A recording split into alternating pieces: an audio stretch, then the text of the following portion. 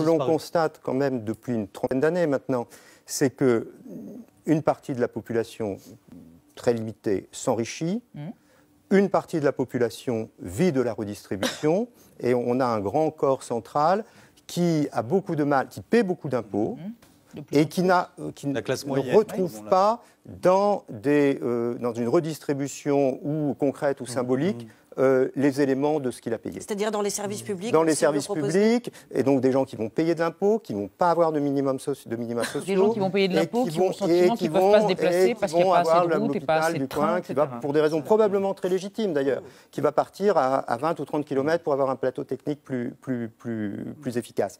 Donc ces gens, ça s'appelle la rupture du lien contributif. Ils paient, ils ne reçoivent pas, ou ils ont le sentiment de ne pas recevoir. Donc ils ne veulent plus payer. De ne pas recevoir, et ils ne veulent plus payer. Et ça, c'est la conséquence de choix politiques qui ont consisté, par exemple, ce n'est qu'un exemple, à mettre de plus en plus sous condition de ressources un certain nombre de prestations sociales. C'est-à-dire on est passé d'un système de protection sociale qui était universel, le système de 45, tout le monde payait, tout le monde recevait. Le problème majeur, ce sont les allocations familiales, vous avez raison. Tout le monde payait, tout le monde recevait. Alors évidemment, on ne payait pas la même chose et on ne recevait pas la même chose. Il y avait quand même un mécanisme de redistribution qui se mettait en place, Dieu merci. Mais c'était cette logique. Le principe, la décision sur laquelle il faudrait revenir, c'est le plafonnement des allocations familiales. Ça, c'est une erreur majeure.